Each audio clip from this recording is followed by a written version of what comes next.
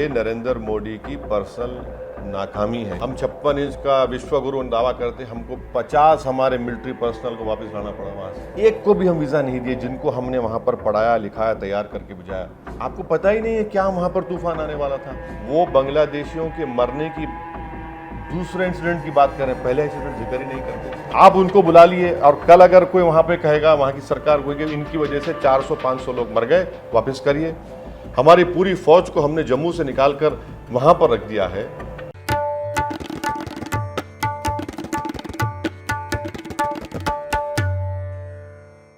हमारे साथ सांसद असदुद्दीन ओवैसी हैं और बांग्लादेश की पूर्व प्रधानमंत्री शेख हसीना दिल्ली में है और बांग्लादेश में ये कहा जा रहा है कि माइनॉरिटीज पे हमले हो रहे हैं और वहां की सिचुएशन बहुत वोलेटाइल है। शेख मुजीबुर रहमान के पुतले तोड़ दिए गए हैं और हिंसा की खबरें आम हैं।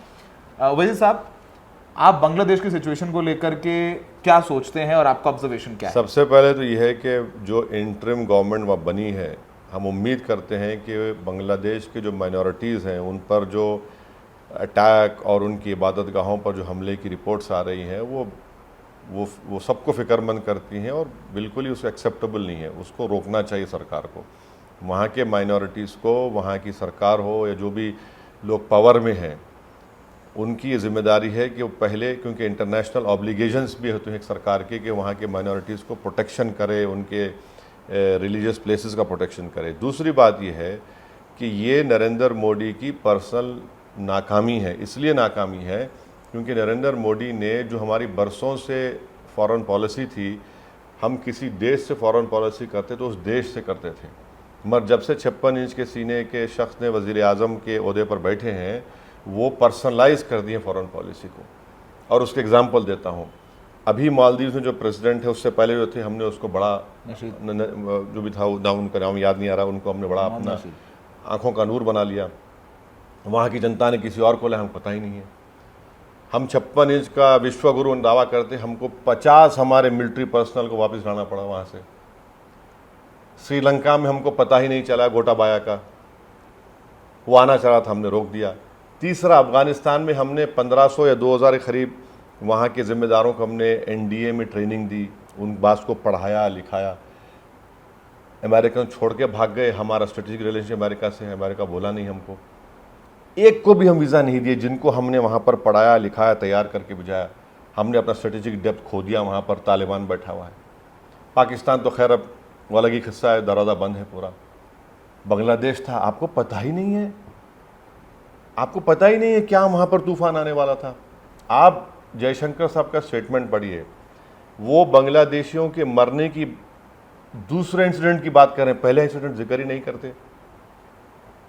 और ऑल पार्टी मीटिंग में आता है कि सरकार ने ऑल पार्टी मीटिंग में ऑल पार्टी के मेंबर्स को बताया कि हाँ, पाकिस्तान का कोई डिप्लोमेट अपना DM चेंज कर रहा था। भाई साहब, ये फॉरेन पॉलिसी DM पे चलती है क्या? NSA ने बोला शायद ये बात, जो भी बोला भाई देखिए, कोई 19-20 साल का बच्चा किसी से आशिकी करा और कहता है कि भाई मेरी महबूबा ने मेरा फोटो निकाल दिया। ये फॉरेन पॉलिसी ऐसी चलेगी? आपको पता ही नहीं चल रहा है क्या हो रहा है आपके बाजू बगल में। ये इनकी नाकामी है और यकीनन हमारे लिए ये ठीक नहीं है। ना पाकिस्तान हमको सुकून से देखना चाहता है, ना चीन। अब इतना बड़ा वैक्यूम पैदा हो गया बांग्लादेश में, हम क्या करेंगे? आज 2 दिन पहले प्रधानमंत्री ने कहा कि हाँ, बांग्लादेश की जनता के साथ। हम उसी वक्त कह देते, अच्छा आप इनको आने क्यों दिए? मोहतरमा को यहाँ पर आने क्यों दिए? उनको क्या जरूरत थी उनको यहाँ पर आने देने की? है हमको उस देश से मतलब है ना, हमको लीडर से मतलब थोड़ी है। वो देश तो नहीं है, वो दोस्त है हमारे। अरे दोस्त है तो भाई, दोस्त है तो इसका मतलब देश दोस्त नहीं है आपका। आप उनको बुला लिए और कल अगर कोई वहां पे कहेगा, वहां की सरकार कोई कि इनकी वजह से 400-500 लोग मर गए, वापस करिए। आप समझ रहे हमारी बात को? कितना हमारे लिए एक्स्ट्राडिशन ट्रीटी है। नहीं, एक्स्ट्राडिशन थोड़ी, कितना हमारे लिए एक परेशानी की बात बन जाएगी। यहां पर क्यों लेके आए भाई? उनको लाना ही नहीं था उनको यहां पर। आप कोई भी भाग के आएगा यहां पर आके बैठेगा। दलाई लामा का वो अलग बात है, उस जमाने के हालात कुछ और थे।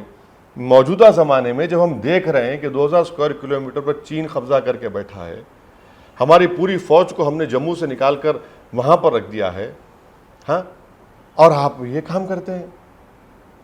ये भाई और भी गम है ज़माने में गालिब, अब ये सब तमाशा हो रहा है। तो ये हमारी, अच्छा कौन हमारा नेबरहुड में हमारा दोस्त कौन है सिवाय भूटान के, कौन है हमारा? म्यांमार में सरकार बदल गई, आपको पता नहीं है। म्यांमार में भी हमारी अब दोस्ती नहीं रही, नहीं, कोई नहीं रही ना, कोई नहीं रही। हम बोल रहे हैं विश्व गुरु है, वो सब कहाँ है भाई? अतराफ में आप देख लीजिए, अतराफ में देख लीजिए क्या हो रहा है। नहीं, कोई बोलता है वो ये कंट्री यूएस ने किया, कोई बोलता है वो किया, ये क्या। पर हमारा तो, हम तो परेशानी में आ गए ना, तकलीफ में आ गए, हमको फिक्रमंद रहना चाहिए। अब ऑल पार्टी मीट में जब ब्रीफ किया, मैं नहीं था ऑल पार्टी मीटिंग में, नहीं जा पाया था मेरी मसरूफियत की बिना पर। मैं जो मीडिया रिपोर्ट्स है उसकी बुनियाद पर मैंने कहा। अभी जो वहाँ पर आपको लग रहा है, क्योंकि आप भी ऑब्जर्व करते हैं, फॉरेन रिलेशंस में काफ़ी पढ़ते हैं आप, वहाँ पर क्या आप एक्सट्रीमिस्ट गवर्नमेंट आप देख रहे हैं आगे? वैसे मोहम्मद यूनुस बने हैं, इकोनॉमिस्ट हैं, पढ़े लिखे सेक्युलर सोच रखने वाले व्यक्ति हैं, लेकिन बांग्लादेश से हमारे बहुत बिजनेस रिलेशंस हैं, हमारे कई ऑन गोइंग प्रोजेक्ट्स हैं, हमारे हज़ारों बच्चे वहाँ पढ़ते हैं जा करके। तो अगर लगता है कि वहाँ पर एक्सट्रीमिस्ट सरकार आई और जो जमात इस्लामिक का जो वहाँ पर हम लोग देख रहे हैं, उनकी जो रुख है, आपको लगता है वो शायद हमारे लिए बहुत मुश्किल होने वाली है और हमारे पॉलिटिक्स के लिए? देखिए, सबसे पहली बात तो ये है कि मुझे इस बात का इकरार करना है कि मैं कोई फॉरेन अफेयर्स का एक्सपर्ट नहीं हूँ। जो हैं एक्सपर्ट उन जो अब हैं, अब जो सरकार आएगी वो तो फ्रेंडली नहीं रहेगी।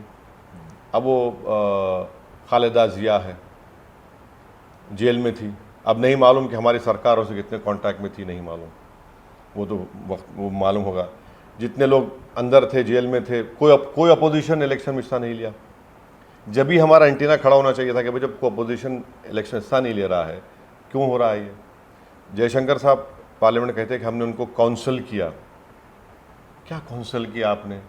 आपने तो उनको वोट टेकिंग सेरेमनी में बुला लिया यहाँ पर। ये तो सब लंबा चल रहा है ना सिलसिला ये। तो यकीनन ये ऐसे, अगर खुदा ना खास्ता ऐसे फोर्सेस या ऐसे ऑर्गेनाइजेशंस पावर कॉरिडोर्स में आ जाते हैं बांग्लादेश के, तो हमको तो फिक्र की बात है। और फिक्र की बात है तो उसमें कोई सब एक्सपर्ट्स लिख रहे हैं, जो जानकार लोग हैं, जो अपनी ज़िंदगी गुजार दी फॉरेन अफेयर, वो खुद बोल रहे हैं कि हाँ ये तो हमारे लिए एक तशवीश की बात है, हमारे लिए एक फ्यूचर में सोचना पड़ेगा। मगर आप ये हम कैसे मिस कर रहे हैं, समझ नहीं आ रहा हमको। ये मिस कैसा कर रहे हैं भाई? मोदी जी बोलते हैं ड्रोन से मैं देख लूँगा, कैसा मिस कैसा कर रहे हैं हम लोग? ये हमारी फॉरेन पॉलिसीज़ को कैसा मिस कर गई? ये बड़ी अफसोसनाक बात है। बांग्लादेश को लेकर के हमने वही साहब सुना, उनको लगता है कि हम लोगों की एक स्ट्रैटेजिक और डिप्लोमेटिक फेल्योर भी नज़र आता है जो बांग्लादेश में हुआ। हमने देखने के लिए बहुत बहुत शुक्रिया।